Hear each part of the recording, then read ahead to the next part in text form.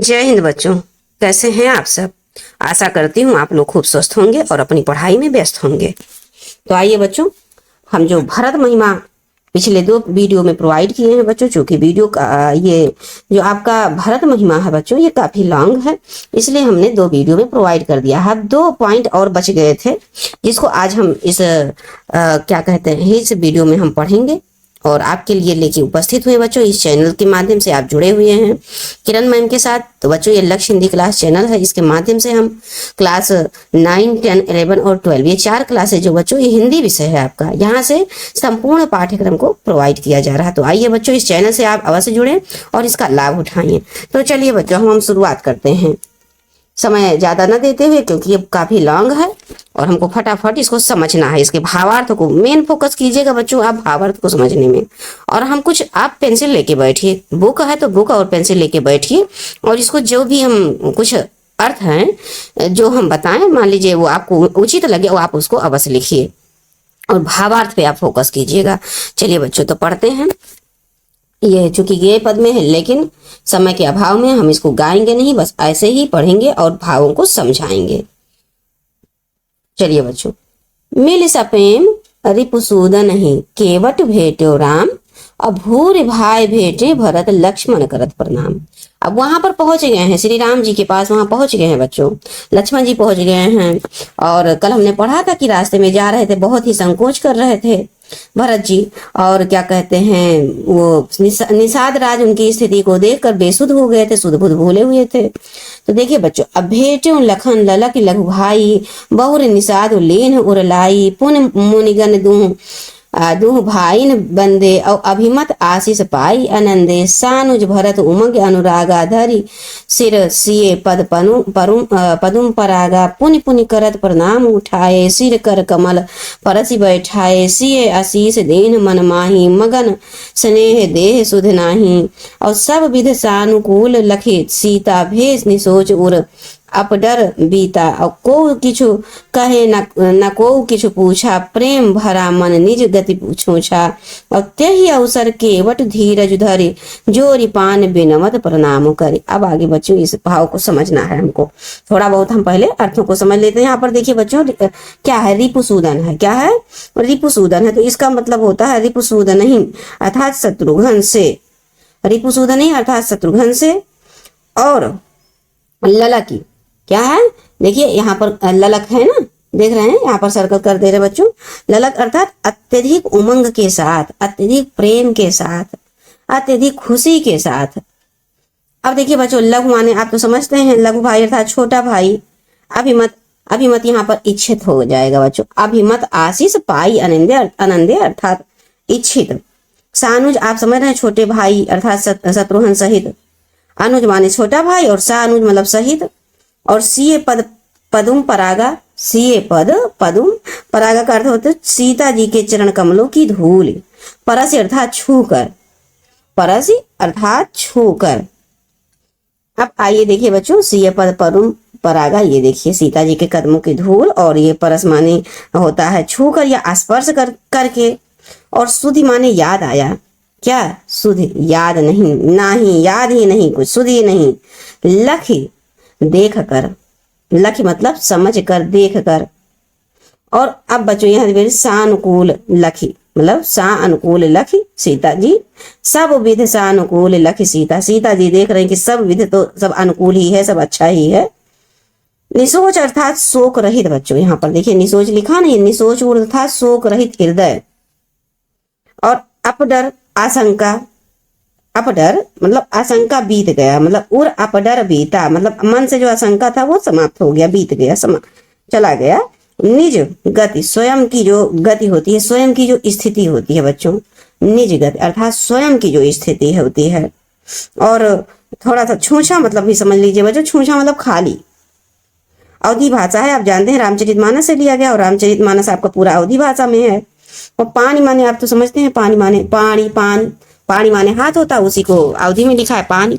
अब इसके भावार्थ को फोकस करते हैं बच्चों, मेन फोकस हमारा भावार्थ पे है। सबसे पहले इसके प्रसंग को थोड़ा समझ लेते हैं, 2 नंबर का क्वेश्चन बन सकता है। तो यहाँ पर बताइए क्या है प्रसंग में, आपने इतना पढ़ा तो कुछ तो समझ में आया होगा। तो यहाँ पर बच्चों तुलसीदास जी ने भरत के द्वारा लक्ष्मण, सीता और श्री राम जी से भेंट का वर्णन किया गया है नहीं। आप मिलने आए हैं, देखिए, भेंट्यो लखन ललक लघु भाई और बहुर निषाद लीन उरलाई, पुण्य मुनिगण दुह भाईन बंदे और अभिमत आशीष पाइन अनिंदे। फिर उसके बाद सानुज भरत उमगी अनुरागा, धर सिर सिय पद पदुम परागा, पुण्य पुण्य करत प्रणाम उठाए, सिर कर कमल परसी बैठाए, और सिय आशीष दीन मन माही, मगन स्नेह दे सुधि नाही। और सब विध सानुकूल, सा अनुकूल, अनुकूलता के साथ अपने हिसाब से हो रहा है, अनुकूल अर्थात अपने हिसाब से अपने मन का हो रहा है। लख सीता भे निसोच उर अपडर बीता, मतलब बीत गया। निसोच अर्थात चिंता, हमारे हृदय का, सीता जी के हृदय का जो चिंता था समाप्त हो गया। और को किछु कहे ना को किछु पूछे, ना कोई कुछ कह रहा ना कोई कुछ पूछ ही रहा। प्रेम भरा मन निज गति छूछा, अपनी अपनी स्थिति जो खाली स्थिति है बच्चों, छूछा आप जानते हैं ना, खाली जो प्रेम भर गया, प्रेम से भर गया जो खाली अपनी निज स्थिति थी।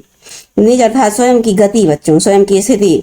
और फिर उसके बाद ते ही अवसर केवट धीरज धर, उसी समय केवट जो है वो धीरज धर के जोरी पान विनमत प्रणाम करो, दोनों हाथ को जोड़कर, पानी अर्थात हाथ को जोड़कर प्रणाम करने लगे, विनती करने लगे। अब ये देखिए बच्चों, इसके भावों को हम लोग समझते हैं, बड़ा ही सुंदर भाव है। और भाव समझ लीजिएगा तो समझ लीजिए, इससे संबंधित क्वेश्चन आप अच्छे से क्लियर कर पाएंगे। तो देखिए बच्चों, इसमें क्या कह रहे हैं, भरत से मिलने के बाद भेट्यो सकल ललक लघु भाई, भरत से मिलने के बाद लक्ष्मण अपने छोटे भाई शत्रुघ्न से बड़े प्रेम से मिले, तथा वह निषाद राज से भी मिले और उन्हें अपने हृदय से लगाया। कौन? लक्ष्मण जी ने। यहाँ लक्ष्मण जी की बात हो रही है बच्चों, लक्ष्मण जी ने लगा लिया। फिर भरत एवं शत्रुघ्न दोनों भाइयों ने वहीं उपस्थित मुनियों को प्रणाम किया और उनसे इच्छित आशीर्वाद पाकर वह आनंदित हुए। और उसके बाद देखिए, पाई आनंदे अर्थात आनंदित हुए। अब देखिए बच्चों, सानुज भरत उमग अनुरागा और धर सिर सिए पद पदुम परागा। फिर आगे आनंदित हुए, उसके बाद अपने छोटे भाई शत्रुघ्न सहित भरत अत्यंत प्रेम के साथ उमग कर सीता जी के चरण कमलों की धूल सिर पर लगाकर उन्हें बार बार प्रणाम करने लगे। अब पुण्य पुण्य करत प्रणाम उठाए, सिर कर कमल परसी बैठाए। तो सीता जी ने उन्हें उठाकर अपने सिर को अपने कर कमलों से, उनके सिर को अपने कर कमलों से स्पर्श करके अर्थात उन्हें आशीर्वाद देकर उन्हें उन दोनों को प्रेम से बैठाया। किसको? भरत जी को और शत्रुघ्न जी को। फिर देखिए बच्चों, सब विध आके क्या कह रही है, सब विध सानुकूल लखे सीता। सीता जी को अपने देह की सुध बुध नहीं रही, क्योंकि वह उनके स्नेह में मग्न हो गई, इसीलिए उन्होंने उन दोनों को मन ही मन आशीर्वाद दिया। और सीता जी को क्या हुआ, सब प्रकार से अपने अनुकूल देखकर भरत संशय रहित हो गए। क्या हुआ बच्चों कि जब देखा इन्होंने कि माता सीता ने भी, भाभी सीता जी ने भी कुछ ऐसा, मतलब सबका अच्छा व्यवहार है हमको, हमारे पर, तो उनके मन में जो संशय था बच्चों, जो रास्ते में आ रहे थे, तमाम प्रकार के कोटि विचार उनके दिमाग में चल रहे थे, वो सब रहित हो गए अर्थात समाप्त हो गए। और उनके मन की जो आशंका थी दूर हो गई भरत जी के। अब आगे देखिए बच्चों, वह निश्चिंत हो गए कि सीता जी एवं श्री राम जी उनसे क्रोधित नहीं हैं। फिर अपडर बीता अर्थात सारा चिंता बीत गया। अब को किछु कहे न को किछु पूछे। अब उस प्रेममय वातावरण में सर्वत्र सभी लोग निस्तब्ध, चारों तरफ निस्तब्धता छाई हुई थी, सब एकदम पूरी तरह शांत थे। कोई कुछ ना तो बोल रहा है ना कोई कुछ पूछ रहा है। सबके मन में प्रेम से परिपूर्ण, सबके मन में प्रेम भरा हुआ है और अपनी गति से खाली हो गए हैं सब लोग। वो अपनी गति से खाली हो गए अर्थात जो मन में तमाम प्रकार की विचारें चल रही थी सब समाप्त हो गई, सब शांत हो गया, मन भी शांत हो गया। और उसी समय निषाद राज धीरज धारण करके हाथ जोड़कर श्री राम जी को प्रणाम करते हैं और उनसे विनती करने लगते हैं बच्चों। यही यहाँ का भाव है। देखिए जोरीपान, ये देखिए केवट धीरज धर धारण धर के कौन? निषाद राज। फिर जोरीपान विनम्र विनय कर रहे हैं प्रणाम करते हुए। तो देखिए बच्चों, इसमें भाव आप क्या समझ पा रहे हैं? प्रेम से भर जाने के कारण मन की गति खाली हो जाती है। अर्थात आपके मन में अगर किसी के प्रति प्रेम भर जाए, लाख मन में कुछ हो कटु, मतलब आशंकाएं चल रही हों, और आप उनसे मिले और खूब अच्छे से भेंट प्रेम हुआ, सा प्रेम बातें हुई तो सारे मन की आशंकाएं समाप्त हो जाती है। वही इस पंक्ति के माध्यम से तुलसीदास जी हमको बता रहे हैं कि क्या कहते हैं, गति खाली हो जाने से भाव की अभिव्यक्ति होती है। हम अपने भाव को अभिव्यक्त कर पाते हैं, अपनी भावनाओं को बता पाते हैं। मन को जब कोई भी काम नहीं होता है तब वो संकल्प विकल्प करता रहता है। मतलब जो हमारा हृदय, क्या यहाँ पर संदेश क्या है बच्चों, कि जब हमारा मन, हमारा दिमाग खाली रहता है तो तमाम प्रकार के संकल्प विकल्प हमारे दिमाग में चलते रहते हैं। अब आइए बच्चों नेक्स्ट पंक्ति पे हम लोग चलते हैं, दोहा और छंद देखते हैं। नाथ साथ मुनि नाथ, फिर से यहाँ पर पहले हाईलाइट कर दें बच्चों थोड़ा सा। नाथ क्या कह रहे हैं, नाथ साथ मुनि नाथ के मातु सकल पुर लोग, और सेवक सेनप सचिव सब आए विकल वियोग। शील सिंधु, थोड़ा सा हम इसको फिर से बनाएंगे बच्चों, क्योंकि यहाँ पर थोड़ा दिक्कत होने लगता है। ये देखिए यहाँ से ये छूट जाता है। अब देखिए, शील सिंधु सुन गुर आगौनु, सिय समीप राखे रिपुदौनु, चले सबेग राम तेहि काला, धीर धर्म धरु दीन दयाला, गुरहि देखि सानुज अनुरागे, दंड प्रणाम करत प्रभु लागे, मुनिवर धार लिए उरलाई, प्रेम उमग भेटे दो भाई, प्रेम विपुलक केवट कहि नामू, कीन दूर ते दंड प्रणामू, सखा राम सखा रिस बर बस भेंटा, और जन मही लुठत स्नेह समेटा। अब इतने को अर्थ हम लोग समझ लेते हैं बच्चों। तो देखिए यहाँ पर थोड़ा सा अर्थों को देख लिया जाए साथ में। तो यहाँ पर शील सिंधु, यहाँ पर आपने शील सिंधु पढ़ा नहीं बच्चों, ये देखिए शील सिंधु, तो इसका अर्थ होता है शील के सागर, जिनमें मतलब जो शील हो, सागर के समान शील हो, दया हो। आवगनु, आगौनु मतलब आगमन, आगौनु आगमन, रिपुदौनु शत्रुहन, रिपुदौनु अर्थात शत्रुहन, सवेग मतलब वेग पूर्वक चले, तेहि काला उसी समय, तेहि काला अर्थात उसी समय, धीर धैर्यवान धाई दौड़ कर, अनुरागे प्रेम से भर कर। देखिए बच्चों चीजों को आप देखिए, धीर, ये देखिए धीर धर्म धरु दीन दयाला, तो धीर मतलब धैर्यवान, धाई मतलब दौड़कर, और अनुराग अर्थात प्रेम, अनुराग का अर्थ सानुज मतलब अनुज के साथ प्रेम, प्रेम से भरकर। ऋषि, आप जानते हैं ऋषि का अर्थ ऋषि से लिया गया है, महामुनियों से लिया गया है, मुनिवर अर्थात ऋषि। अब देखिए बच्चों, मही मतलब आप जानते होंगे पृथ्वी का पर्यायवाची है, याद करके रखिएगा, इंपॉर्टेंट है। कौन? मही, मही अर्थात पृथ्वी। ये देखिए यहाँ पर है। और इसके बाद हम आगे बढ़ते हैं बच्चों, थोड़ा सा और नीचे ही है, मतलब थोड़ा सा दो पंक्ति आपको नीचे मिलेगा, लेकिन पहले इसके भावार्थ को हम लोग समझते हैं। यहाँ पर प्रसंग आप क्या लिखेंगे, आपने पढ़ा कि शील सिंधु सुन गुरु आवगनु आगौनु, और सिय समीप राखे रिपुदौनु। तो देखिए अब समझिए इस बात को, यहाँ पर क्या कहा जा रहा प्रसंग में। देखिए ध्यान दीजिए बच्चों, कवि ने श्री राम की मुनि वशिष्ठ से भेंट और उनकी भक्ति की महिमा का गुणगान यहाँ पर किया गया है इस पंक्ति के माध्यम से। बच्चों अब व्याख्या को समझिए आप। नाथ साथ मुनि नाथ के मातु सकल पुर लोग, सेवक सेनप सचिव सब आए विकल वियोग। इस अर्थ को पहले समझ लेते हैं बच्चों। कौन कह रहा है? निषाद राज कह रहे हैं।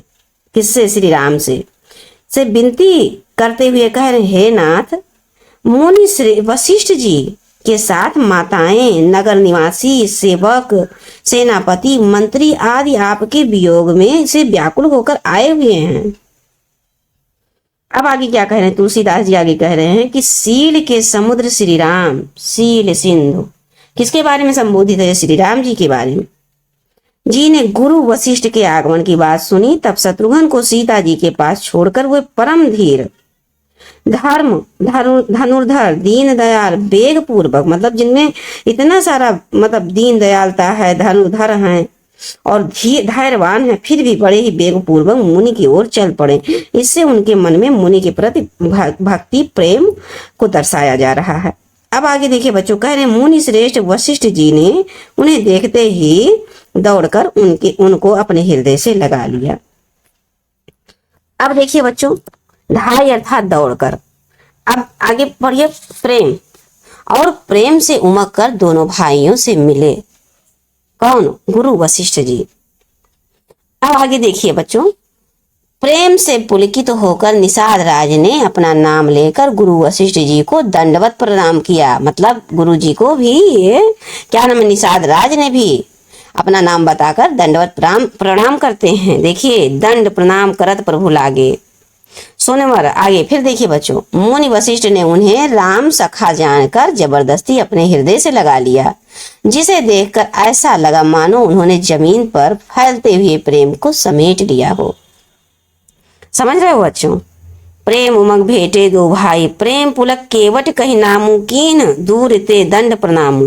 राम सखा ऋषि बरबस भेंटा, मतलब राम सखा समझकर ऋषि जी ने गले से लगा लिया, बरबस जबरदस्ती अपने गले से लगा लिया। क्योंकि केवट जो अपने आप को छोटा समझते थे तो दूर से ही प्रणाम कर रहे थे, लेकिन ऋषि वशिष्ठ ने जब देखा कि ये श्री राम जी के सखा हैं तो उनको अपने हृदय से लगा लिए। जनु मही लुठत स्नेह समेटा, और अपने मतलब जैसे मानो मही अर्थात पृथ्वी से प्रेम को समेट लिया हो। अब देखिए बच्चों, थोड़ा सा ये दो ही पंक्ति था जो कि यहाँ पर था, थोड़ा सा बड़ा करते हुए हम लोग इसको पढ़ लेते हैं, इसके भी अर्थ को समझ लिया जाए, फिर आगे बढ़ते हैं। रघुपति भगति सुमंगल मूला, नभ सराहि सुर बरसहि फूला। यही सम निकट नीच को नाही, सब बड़ वशिष्ठ सम को जग माही। अब देखिए बच्चों, इसके अर्थों को हम लोग समझते हैं। यहाँ पर अंतिम दो पंक्ति है, क्या कह रहे हैं? जब यहाँ से आपने समझा ना कि गुरुजी ने उनको गले से लगा लिया और समेट लिया, वैसे मानो कि पृथ्वी पे फैला हुआ प्रेम को समेट लिया हो। फिर उसके आगे देवता, देखिए, रघुपति भगत सुमंगल मूला, नभ सराहि सुर, सुर अर्थात देवता, बरसहि फूला। अब देखिए बच्चों, देवता यह सब देखकर श्री राम जी की भक्ति मंगल कल्याण का मूल है ये समझकर रघुपति की सराहना करते हुए आकाश से फूल बरसाने लगे और कहने लगे कि इसके अर्थात निषाद राज के समान कोई नीच नहीं, मतलब समान कोई नीच नहीं है, और गुरु वशिष्ठ के समान कोई बड़ा नहीं है। फिर भी प्रभु राम की भक्ति के परिणाम स्वरूप वह नीच केवल निषाद राज गुरु वशिष्ठ के जी के प्रेम का कृपा पात्र बन गया। अर्थात कहने का अर्थ यहाँ पर है, श्री राम के कृपा पात्र होने से कोई भी व्यक्ति बड़े से बड़े लोगों के भी कृपा पात्र बन जाता है। कहावत नहीं है बच्चों, जा पर कृपा राम की होई, ता पर कृपा करें सब कोई। वही यहाँ पर दर्शाया जा रहा है। थोड़ा सा यहाँ पर दोहा को समझ लीजिए बच्चों। देखिए, रामचरितमानस से लिया गया है, तो इस दोहे का अर्थ भी हम लोग समझ लेते हैं। थोड़ा सा आगे करते हैं और देखिए, जय ही लख लखनऊ, जय ही लखी लखनऊ, ते अधिक मिले मुदित मुनिराव, और सो सीतापति भजन को प्रगट प्रताप प्रभाव। लखी अर्थात देख कर बच्चों, लखी समझ कर, देख कर। लखनऊ अर्थात लक्ष्मण जी की बात हो रही है। मुदित प्रसन्नता से, प्रफुल्लित पुलकित प्रसन्नता से। प्रभाव अर्थात प्रसन्न, प्रभाव का मतलब होता है बच्चों प्रभाव ही होगा, प्रभाव लिखा है ना, इसका अर्थ होगा प्रभाव। तो अब इसको इसमें अगर मान लीजिए ये दो पंक्ति आ गया तो प्रसंग आप क्या लिखेंगे, क्या बताया जा रहा है इस दोहे के माध्यम से? तो जय लख लखनऊ ते अधिक मिले मुदित मुनिराव। तो यहाँ पर क्या है कि क्या कहते हैं, भगवान श्री राम की भक्ति के प्रभाव का वर्णन किया गया। बस इतना आप एक लाइन में लिख देंगे। व्याख्या इसका समझ लीजिए बच्चों, श्री राम जी के भजन के प्रताप एवं प्रभाव के कारण ही गुरु वशिष्ठ निषाद राज और लक्ष्मण से भी अधिक आनंदित होकर मिले। समझ रहे हैं? कौन? श्री राम के भजन के प्रताप एवं प्रभाव के कारण ही गुरु वशिष्ठ निषाद राज और लक्ष्मण से भी अधिक आनंदित होकर, मतलब निषाद राज और लक्ष्मण से भी अधिक आनंदित होकर मिले, क्योंकि उनकी भक्ति में लीन होने के बाद ऊंच या नीच के भेदभाव मन में नहीं रहता। अभी हमने आपको एक्सप्लेन किया ना बच्चों। अब हम आगे बढ़ते हैं कवितावली की तरफ। ये कवितावली है, आप जानते हैं ये भी तुलसीदास द्वारा रचित है कवितावली। तो बच्चों इसके अब हम लोग समझते हैं इसको एक एक करके। थोड़ा सा हाँ यहाँ पर बड़ा कर देते हैं। पहले यहाँ पर कुछ लिखा हुआ है, इसको भी हम लोग समझते चलते हैं बच्चों। इस प्रसंग में हनुमान जी द्वारा जलाई जा रही लंका और लंका निवासी राक्षसों की व्याकुलता का सजीव चित्रण किया गया है। ठीक है बच्चों, तो ये लंका दहन की बात है, हम लोग आइए समझते हैं।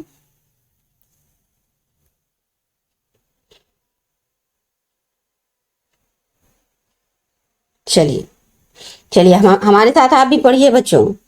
बाल धी विशाल विकराल ज्वाल मानो लंक लील बेकुकाल रस ना पसारी है वीर रस।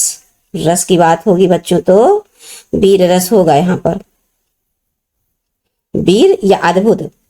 अब देखिए, कैदो व्योम बीथ का भरे हैं भूर धूम केतु और वीर रस वीर तरवार सी उघारी है। देखिए वीर रस है नहीं, तुलसी सरेश सुरेश चाप कैधो दामनी कलाप और कैधो चली मेरुते कृषानु सरी भारी है और देखे जातु धानी अकुलानी कहें कानन उजार्यो अब नगर प्रजारी है। कानन उजार्यो अब नगर प्रजारी है।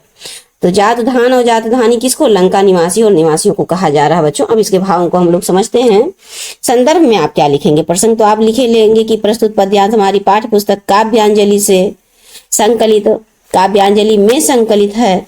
क्या गोस्वामी तुलसीदास द्वारा रचित कवितावली लंका दहन शीर्षक से लिया गया है या उद्धृत है। पर आप प्रसंग में क्या लिखेंगे बच्चों? तो प्रसंग में आप लिखेंगे तुलसीदास जी ने हनुमान जी द्वारा किए गए लंका दहन का सजीव चित्रण किया है। अब देखिए बच्चों, यहाँ पर थोड़ा बहुत आप अर्थों को भी समझते हुए चलिए। बाल थी विकराल हो गया नहीं, ज्वाल देखिए यहाँ पर बगल ही में है ज्वाल, लील वय ये देखिए। तो आप जानते हैं कि बालधी मतलब पूंछ को होता है, बालधी पूंछ कहते हैं बच्चों, ध्यान दीजिएगा, पूंछ को कहते हैं बालधी। और विकराल भयंकर होता, विकराल आप जानते हो, भयंकर ज्वाल अर्थात ज्वाला, भयंकर ज्वाला, आग की लपटें उठ रही हैं। लील अर्थात निगलना। रसना, रसना यहाँ पर जीभ का अर्थ होगा बच्चों। रसना किसका अर्थ है? जीभ का। और अब वो देखिए बच्चों, व्योम बीथ का, व्योम बीथ का समझ, आकाश गंगा को व्योम बीथ का कहते हैं। व्योम मतलब आकाश होता ही है और बीथ का गंगा। धूमकेतु पुच्छल तारा, धूमकेतु का अर्थ होता है बच्चों पुच्छल तारा से। सुरेश चाप, तो सुरेश चाप आप जानते हैं सुरेश किसको कहते हैं? इंद्र भगवान को कहते हैं। तो सुरेश चाप अर्थात धनुष, तो इंद्र धनुष। ठीक, सुरेश चाप यहाँ पर दिया नहीं है, तो इंद्र धनुष। अब आगे बढ़ते हैं बच्चों। दामनी कलाप भी देख लीजिए, साथ में लगे हाथ। दामनी कलाप भी बिजलियों का समूह। कृषानुसर यहाँ पर देखिए लिखा हुआ है, कृषानुसर आग की नदी। कृषान सरसरी माने नदी होता, कृषान माने आग होता, ऐसे ही जोड़ लीजिए। अब देखिए जातुधान, जातुधानी आपसे अभी कहा कि राक्षस राक्षसी की बात हो रही है। जातुधानी और जातुधान राक्षस राक्षसी की बात हो रही है। कानन वन, कानन का मतलब आप जानते नहीं है, वन की बात हो रही है। और परजारी मतलब जलाई। तो अब इसके भावों को समझते हैं बच्चों।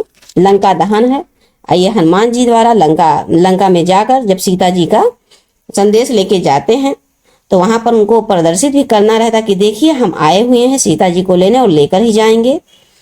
तो वो जानबूझकर ये सारी लीलाएं वहां पर करते हैं। तो देखिए बच्चों, अब भावार्थ को हम लोग समझते हैं। बाल धी विशाल विकराल ज्वाल जाल मानो लंक लील बेको काल रस ना पसारी है और कैधो ब्योम में बीथी का भरे हैं भूर धूम केतु। भूर माने बहुत अधिक, धूम केतु वीर रस वीर तरवार सी उघारी है और तुलसी सुरेश चाप कैधो दामनी कलाप और कैधो चली मेरुते कृषानुसरी भारी है और देखे जातुधानिया कुलानी कहे कानन उजारियो अब नगर पर जारी है। चीजें समझिए बच्चों। अब व्याख्या, अब आधा तो आप ऐसे ही समझ गए, अब व्याख्या समझ लीजिए, पूरा कंप्लीट हो जाएगा। हनुमान जी की विशाल पूंछ से निकलती हुई भयंकर अग्नि की ज्वाला, ज्वाला अर्थात लपट, आग की जो लपटें होती हैं, को देखकर ऐसा प्रतीत हो रहा है मानो लंका को निगलने के लिए काल रूपी अर्थात मृत्यु अग्नि ने अपनी जिह्वा फैला दी है, अपनी रसना फैला, अपनी जीभ को फैला, रसना अर्थात जिह्वा फैला दी है। यह आकाश गंगा अर्थात व्योम बीथ का अनेक पुच्छल तारे, भूर भूर माने अनेक, अनेक पुच्छल तारे भरे हुए हैं। मानो जैसे लग रहा है कि जो आकाश गंगा है उसमें बहुत सारे पुच्छल तारे भर गए हों। या वीर रस ने, मानो या फिर वीर रस ने वीर रूप का रूप धारण कर लिया है। क्या कह रहे हैं? वीर रस ने वीर का रूप धारण कर लिया, ऐसा लग रहा है, और अपनी तलवार निकाल ली हो। फिर आगे कहते हैं कि हनुमान जी जलती हुई पूंछ को देखकर तुलसीदास जी कह रहे हैं हनुमान जी ने अपनी जलती हुई पूंछ को देखकर क्या कर रहे हैं, ये आकाश में स्थित इंद्र का धनुष है या बिजलियों का समूह है, ऐसा लग रहा है लोगों को, वहां के राक्षसियों को, नगर लंका निवासियों को, या सुमेरु पर्वत से अग्नि की कोई भयंकर नदी प्रवाहित हो रही हो। हनुमान जी के उस विशाल विकराल भयंकर रूप को देखकर राक्षस और राक्षसनियां व्याकुल होकर कहने लगी कि पहले तो इस वानर ने अशोक वाटिका अर्थात ये देखिए कानन वाटिका को उजाड़ा था और अब लंका को जला रहा है। अब भगवान ही रक्षा करेंगे। भाव पक्ष समझिए बच्चों, यहाँ पर भाव आप क्या समझ पा रहे हैं कि हनुमान जी की पूंछ से निकली हुई आग की लपटों को का कवि ने बड़ा ही सुंदर चित्रण किया है, बहुत ही वीरता उसमें दिखाई है, भयंकर दिखाया है। अब देखिए बच्चों, नेक्स्ट हम यहाँ पर चलते हैं, फिर अब इसके भावों को हम लोग फिर समझेंगे। आप भी हमारे साथ पढ़ रहे हैं, हमको पूरा विश्वास है बच्चों, हमको ये एकदम प्रत्यक्ष एहसास हो रहा है कि आप हमारे सामने बैठे और आप पढ़ रहे हैं और हम आपको पढ़ा रहे हैं। चलिए बच्चों, हाट बाट कोट ओट अट्टनी आगार पौरी खोरी खोरी दौर दौर दीन अति आगी है, आरत पुकारत संभारत न को काहू व्याकुल जहां सो तहां लोग चले भागी है, और बाल धी फिरा में बार बार झहरा में झरें बूंदिया सी लंक पिघलाई पाग पागी हैं, और तुलसी भी लोग अकुलानी जात उधानी कहें चित्रं के कपिसो निशाचर न लगी हैं, निशाचर न लगी हैं। अब थोड़ा सा जैसा कि हम बताते आए हैं बच्चों, आपको अर्थ बताते चल रहे हैं। हाट बाट कोट ओट ये सब जान लीजिए। हाट मतलब बाजार होता है, बाट मतलब आप जानते हैं रास्ता होता है, कोट ओट ये सब कोट मतलब बाट माने मार्ग होता है बच्चों। अब देखिए कोट किला, कोट किसको कहते हैं, किला चारों तरफ। एक मिनट बच्चों, थोड़ा सा इसको हटाएं पहले, फिर से हम लोग पढ़ते हैं। हाट बाट सबको देख लेते हैं। हाट और एक मिनट, हाट बाट कोट ओट अट्टनी इस सब का पहले हम अर्थ समझ लेते हैं बच्चों। तो हाट मतलब आप जानते हैं बाजार है, यहाँ पर हम लिखेंगे नहीं, जगह का अभाव है। और बाट मार्ग, कोट मतलब किला को कहते हैं, ओट मतलब आड़ बच्चों, आड़ किसी चीज का आड़, और अट्टनी मतलब अटारियां, और अगार का मतलब जानते हैं आप घर से होता है, घर से। पौरी मतलब समझ लीजिए बच्चों, घर के मुख्य द्वार के समीप का जो स्थान होता है उसको पौर कहते हैं। क्या, पौरी। अब आगे देखिए, थोड़ा सा और देख लेते हैं। अगार माने भी घर होता है ना, आपको अभी बताया हमने। अब देखिए बच्चों, खोरी खोरी, यहाँ पर देखिए खोरी खोरी लिखा है नहीं, तो खोरी खोरी अर्थात गली गली में, खोरी खोरी अर्थात गली गली में, खोरी खोरी अर्थात बच्चों गली गली में। यहाँ पर देखिए आरत भी दिखा, इसका भी अर्थ हम लोग जान लेते हैं। तो आरत का अर्थ होता है दुखी, आरत पुकारत अर्थात दुखी लोग पुकार रहे हैं। बाल धी अर्थात पूंछ, है ना, आपने पहले ही पढ़ लिया है, यहाँ पर देखिए है नहीं, बाल धी तो पूंछ। सहारामे मतलब फटकारता है या पटकता है, फटकारता है या पटकता है बच्चों, किसका मतलब सहारामे। ये देखिए यहाँ पर झारामे लिखा ना, हाँ झारामे। अब देखिए बच्चों, बूंदिया, यहाँ पर लिखा हुआ है बूंदों के आकार का बूंदिया, एक मिठाई जो मतलब सीरे से पागी जाती है उसको बूंदिया कहते हैं। आप लोग जानते हैं लड्डू बनता है बूंदिया से। और पाग पाग, पाग पागी है मतलब चाशनी बनाई है। और बिलोक देखकर, बिलोक मतलब आप जानते हैं देख कर, निहार कर, समझ कर, बिलोक अवलोकन करके। जात उधारी राक्षसियां, जात धानी समझ ली बच्चों, ये जात धानी राक्षसियां। कपि बंदर, आप जानते हैं कपि को बंदर ही कहते हैं। निशाचर न लागी हैं, ये देखिए कपि बंदर निशाचर न लागी हैं, क्या होगा, राक्षस छेड़छाड़ नहीं करेंगे। अब इसके भाव को हम लोग बहुत अच्छे से समझ पाएंगे बच्चों। सबसे पहले प्रसंग को देख लेते हैं कि यहाँ पर प्रसंग संदर्भ तो आप जानते हैं कि प्रस्तुत पद्यांश हमारी पाठ्य पुस्तक काव्यांजलि में संकलित है, जिसको गोस्वामी तुलसीदास जी ने रचा है और कवितावली लंका दहन शीर्षक से लिया है। आप ऐसे भी लिख सकते हैं, कोई नहीं, किताबी भाषा ही आप लिखे हैं। आप बस चीजों को सही सही आपने लिख दिया कि प्रस्तुत पद्यांश हमारी पाठ्य पुस्तक काव्यांजलि में संकलित है ये, और इसको ऐसे लिख सकते हैं, और इसको गोस्वामी तुलसीदास द्वारा रचित है। और कहाँ से रचित, कविता लंका दहन से लिया गया है। या शीर्षक से उद्धृत ऐसे लिख सकते हैं। तो प्रसंग को देखिए बच्चों, प्रसंग जरूरी है यहाँ पर समझना। प्रस्तुत पद्यांश में कवि ने हनुमान जी के द्वारा लंका दहन करने तथा उस समय लंका में मचे भयानक हाहाकार के दृश्य का वर्णन किया है। अब बच्चों आइए हम इसमें अर्थों को समझते हैं कि अर्थ क्या है। इसमें व्याख्या पहले देख लेते हैं। हनुमान जी ने लंका के बाजार में, हाट मतलब बाजार, बाट मतलब मार्ग और हाट मतलब बाजार, लंका के बाजार में मतलब बाजार में, बाट मार्ग में, कोट किले में, ओट आड़ में और अट्टनी अटारी में और अगार घर में और पौरी बच्चों जो दरवाजे के सामने, जो गली गली में जो दरवाजे के सामने जो मतलब मेन दरवाजा है, मुख्य दरवाजा है, गली गली में दौड़ दौड़ कर भयंकर अग्नि प्रज्वलित कर दी। अब देखिए, नगरवासी व्याकुल होकर मदद के लिए चिल्लाने लगे। खोरी खोरी दौड़ दौड़ दीन अति आगे, आरत दुखी होकर पुकारत संभारत न को काहू। मतलब इधर उधर दौड़ दौड़ के आरत दुखी लोग क्या है, पुकारने लगे, दुखी होकर चिल्लाने लगे। कोई किसी को संभालने वाला नहीं था। संभारत न को काहू, व्याकुल जहां सो तहां लोग चले भागी हैं। सभी लोग व्याकुल होकर इधर उधर जहां रास्ता मिला, जहां जगह मिला, बस भागे जा रहे हैं। आगे बच्चों, बाल धी फिरा में बार बार झहरा में झरे, बूंदिया सी लंक पिघलाई पाग पागी हैं। हनुमान जी पूंछ को घुमा घुमा कर बार बार झाड़ते थे, जिससे आग की चिंगारियां बूंदों के समान झड़ रही थीं। उन्हें देखकर ऐसा लग रहा था मानो लंका को पिघलाकर उनकी चाशनी में बूंदियों को पागेंगे। समझ रहे हैं बच्चों। तुलसी भी लोग अकुलानी जातु धानी कहे, चित्त रहूं के कपिसो निशाचर न लागी हैं। चित्त रहूं के कपिसो निशाचर न लागी हैं। ध्यान से समझिए बच्चों, बहुत ही सुंदर है और इम्पोर्टेंट भी है। तो तुलसीदास जी आगे क्या कहते हैं कि ऐसे भयानक दृश्य को देखकर राक्षसनियां व्याकुल होकर एक दूसरे से कहने लगी कि भविष्य में कोई राक्षस चित्र में बने हुए वानर से भी छेड़छाड़ नहीं करेंगे। चीजों को समझ रहे हैं बच्चों। कभी क्या कहते हैं कि वहां की जो राक्षसनियां है ना, वो कह रही हैं, क्या कह रही हैं कि आने वाले भविष्य में अगर कोई चित्र में भी बने होंगे, कपि मतलब वानर बने होंगे, तो उनसे भी छेड़छाड़ कोई नहीं करेगा। भाव पक्ष यहाँ पर समझिए बच्चों। पद में राक्षसों की व्याकुलता एवं भय के भाव का चित्रण किया गया है बच्चों। समझ रहे हैं, व्याकुल नहीं है यहाँ पर राक्षस और भयभीत नहीं है।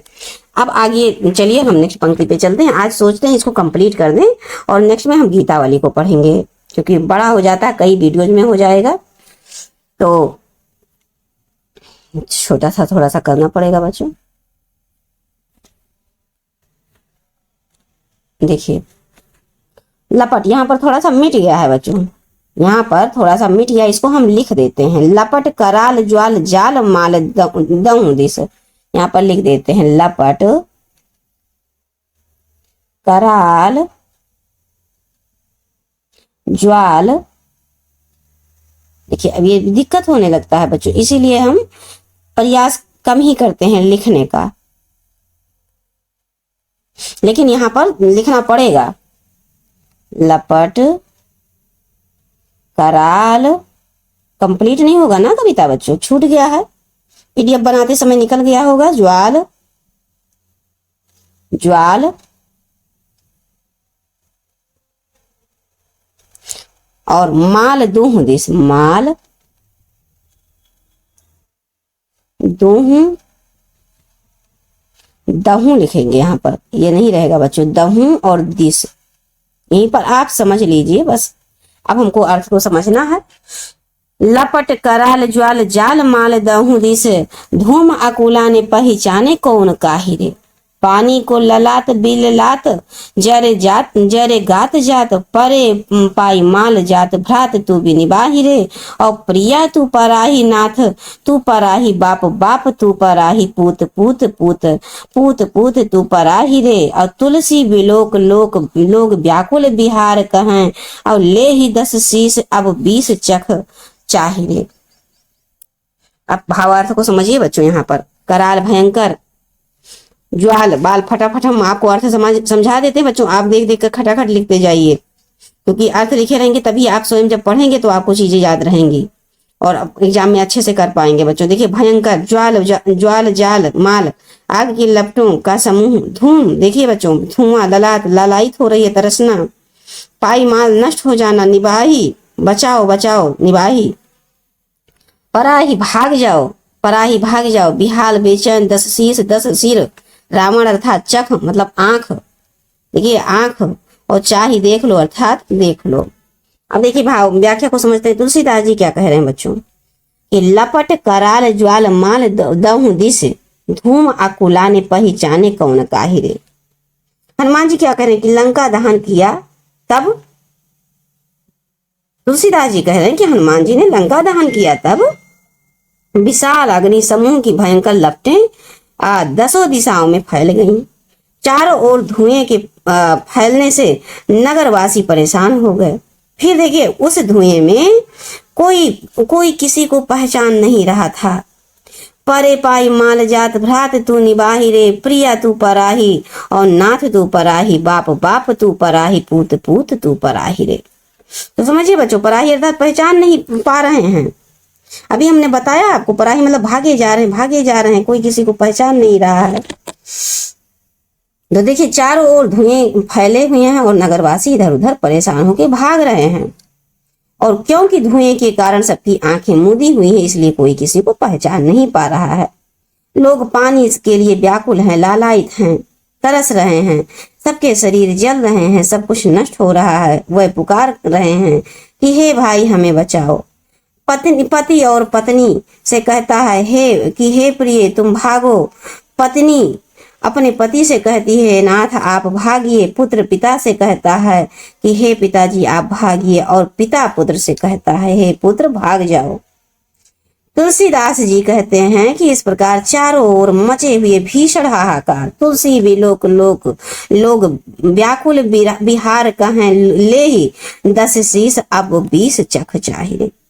कह रहे हैं कि ये हाहाकार देखकर सब लोग व्याकुल और परेशान होकर रावण से कहते हैं कि हे रावण, अपनी करतूत का फल 20 आंखों से अर्थात अच्छी तरह से देख लो। समझ पा रहे हैं बच्चों, भाव पक्षियां क्या है। तुलसीदास ने नगर के चारों ओर लगी आग के चलते उत्पन्न जो घबराहट है, जो दुख है, उसका सहजता से स्वाभाविकता से वर्णन कर रहे हैं।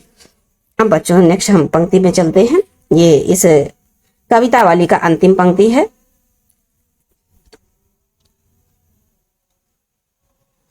चलिए अब हमारे साथ आप भी पढ़ना प्रारंभ कीजिए। बीथ का बाजार प्रति अटनी अगार प्रति, पवरी पगार प्रति बानर बिलोकियें, और अध ऊर्ध बानर विधि से दिस बानर हैं, और मानहु रहे हैं भारी बानर तिलोकी हैं। बूंदे आंख हिये में उघारे आंख आगे ठाड़ो, और धाई जाई जहां तहां और को किए, और लेहू अब लेहू तब को न सिखाए, मानो सो सतराई जाई जाही जाही रोकी है। तो अब इसके भाव को हम लोग समझते हैं बच्चों, थोड़ा सा अर्थों को भी देख लेते हैं। बीथ का हमने पहले ही जान लिया, गली को कहते हैं, अटनी अटारी को कहते हैं, पवरी मानी दरवाजा, पौरी माने अभी आपने देखा ना दरवाजे का मुख्य जो भाग घर का, पगार माने दीवार होता है, और आध नीचे उधर, ऊर्ध मतलब ऊपर होता है, आध नीचे ऊर्ध ऊपर।